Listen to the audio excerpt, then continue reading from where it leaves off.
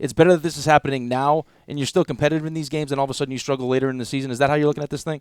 Yeah, I mean, listen, April and May were fantastic. June has been a really difficult month for us, and so hopefully we find our stride right now in Chicago. And we're dealing with stuff that we weren't having to deal with early, which is we had some injuries early, but at the end of the day, we just haven't played well lately, and so we're in a good spot regardless of how our more recent play has been, and we just got to get ourselves right. And I think CeCe and Warren have a chance to get back and join us maybe at the earliest on the next homestand.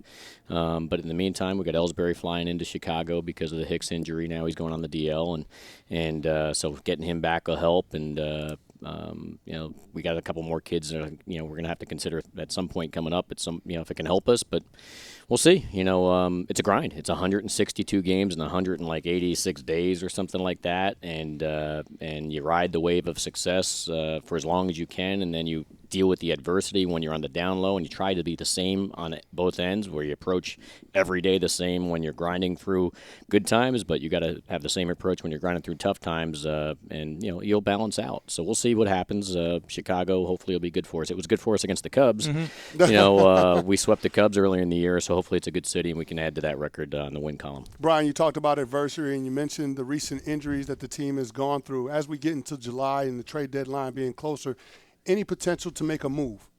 It's always a potential. I mean, our intent and interest is always to somehow find a way to get better, whether it's short or long term or both. And but that's the rub. It's hard to find matches too. So I can't tell you I'm optimistic. I'm always a pessimistic person, but at the end of I think it serves my job well to think the worst and hope for the best.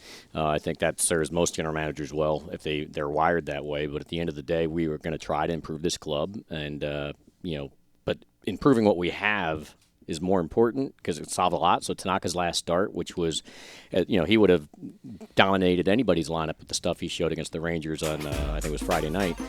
If we can freeze that and maintain that going forward, we've just solved our number one problem, which is what happened to Masahiro Tanaka and the mystery behind that.